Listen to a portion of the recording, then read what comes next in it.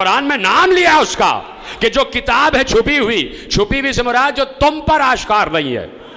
تم دیکھ تو رہے ہوتے ہو اسے, پہچانتے نہیں ہو. اسی کو تو مکنون کہا جاتا ہے میرے عزیزو, کہ جس کا ادراک نہ ہو سکے.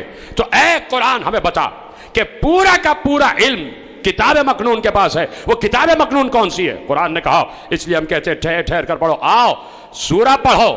ہم نے سورہ میں کہہ دیا حامیم والکتاب المبین انا جعلناہ عربیا انا جعلناہ قرآنا عربیا لعلکم تعقلون وانہ فی ام الکتاب لدینا لعلی حکیم. اتنا مشکل جملہ نہیں تھا, آخری آدمی تک اس کو وصول کرتا.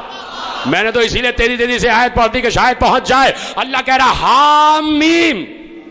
یہ ہاں اور میم کیا ہے؟ لا بلاؤ اپنے والوں کو, پوچھو کہ حامیم کا مطلب کیا ہے. کہاں بیٹھے ہوئے, بلاؤ نا, پوچھو کسی سے کہ حامیم کیا ہے. یہ بھی بتایا تو کتاب مکنون نے بتایا, یہ بھی بتایا تو معصوم نے بتایا. پوچھا گیا معصوم سے, مولا یہ حامیم کیا ہے؟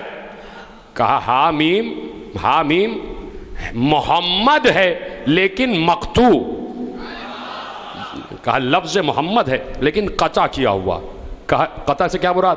کہا پہلا میم ہٹا, آخر کا دال ہٹ گیا, بیچ کا ہا اور میم بچا. کہا اللہ اشارے کرتا ہے کیا یہ بھی نام محمد ہے؟ اب سمجھ میں آیا کہ پورا کا پورا علم قرآن جس کے پاس ہوگا وہی تو حروف مقطعات کی تشریح بھی کر سکتا ہے. بڑی آسانی سے سنا آپ نے جملہ. اب ترجمہ آپ کے حوالے کر رہا ہوں, اور معصوم کے قول کی روشنی میں میرے پاس تقریباً اس وقت میرے مکتب سے متعلق 10 تفاسیر پوری موجود ہے, اور اس کے علاوہ اہل سنت کی کوئی 6 تفاسیر موجود ہے. اپنی تفسیر سے آپ کے حوالے کر رہا ہوں, اپنی تفسیروں سے. میرے مکتب کے ہر عالم نے لکھا حامیم والکتاب المبین, مجھے کھلی ہوئی واضح روشن کتاب کی قسم, انا جعلناہ قرآنا عربیا لعلکم تعقلون, ہم نے قرآن کو عربی زبان میں اسی لیے تو نازل کیا تاکہ تم تعقل کرو, تاکہ تم سمجھ سکو. اب اللہ کہہ رہا ہے ہم نے اس لیے عربی زبان میں نازل کیا تاکہ تم سمجھ سکو. پروردگار کیا سمجھ سکو؟ کہہ رہا ہے یہ سمجھو جو ہم آگے بیان کر رہے ہیں, انہو فی ام الکتاب. اب سمجھو ہم نے قرآن اس لیے عربی زبان میں نازل کیا کہ ہم تو آسان عربی زبان میں بول رہے ہیں. انہو فی ام الکتاب, یہ انہو کی ضمیر قرآن کی طرف جاری ہے کہ یہ قرآن جسے ہم نے عربی زبان میں نازل کیا ہے یہ قرآن ام الکتاب میں ہے.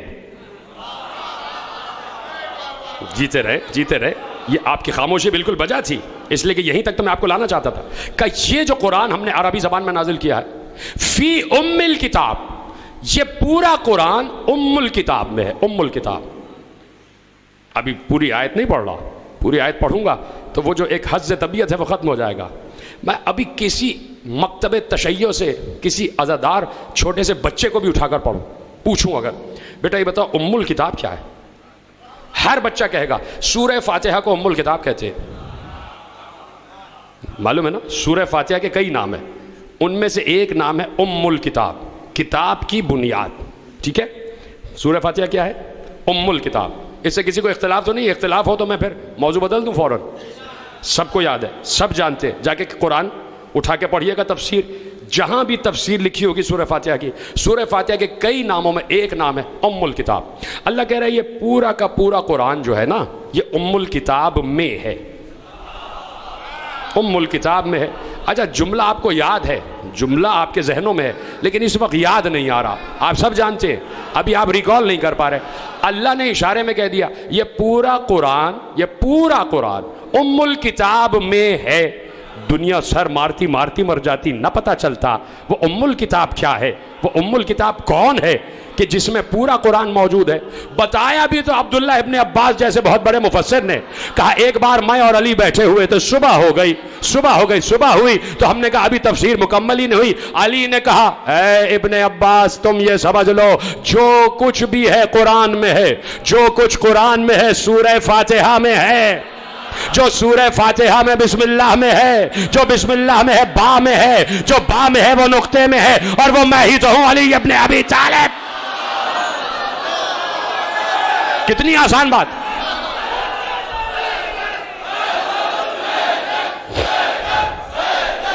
جیتے رہیں آپ، سلامت رہیں.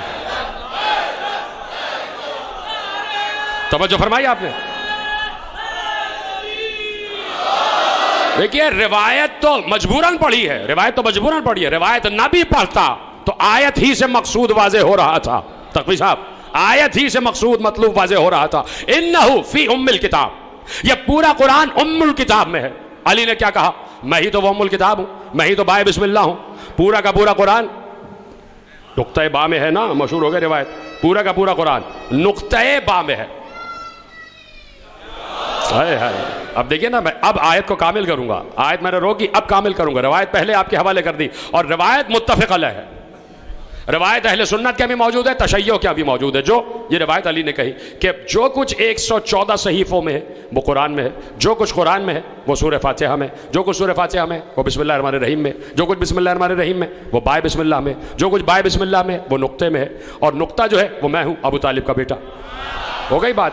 کیا نام ہے ابو طالب کا بیٹے کا؟ مل کے بولو. علی. کیا نام ہے ابو طالب کے بیٹے کا؟ علی. بات واضح ہو گئی. علی ہے نام. اب اے قرآن، ہم نے تجھ سے پھر کہا تھا کہ ہمیں بتا کہ یہ پورا کا پورا قرآن جس ام الکتاب، جس کتاب مکنون کے پاس ہے، اس کا نام کیا ہے؟ اے قرآن، ہمیں روایت نہیں چاہیے، ہمیں ابن عباس کی روایت نہیں چاہیے، تو بتا. قرآن نے کہا پوری آیت تو پڑھو. وَإِنَّهُ فِي أُمِّ الْكِتَابِ لَدَيْنَا. لَدَيْنَا روک رہا ہوں. یہ لدینا عربی میں جب پڑھو گے، لدینا کا مطلب یہ ہے ہمارے مطابق، ہمارے نزدیک، ہمارے اعتبار سے. بات آ گئی.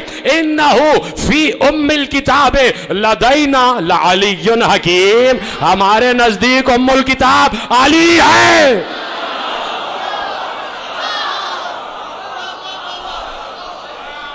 جا کے پڑھنا تفسیر معصوم. اور میں اس بات کا قائل ہوں کہ میں کم از کم میں اپنی ذات کا ذمہ دار ہوں کہ اس وقت تک ممبر سے کوئی بات نہیں کرتا تفسیر قرآن کی جب تک نص معصوم موجود نہ ہو. یہ جملہ میں نے اپنی طرف سے نہیں کہا لدینا علی حکیم کہ ہمارے نزدیک وہ علی حکیم ہے. ہر معصوم نے کہا کہ اللہ یہاں کہنا چاہتا ہے کہ ام الکتاب علی ہے. علی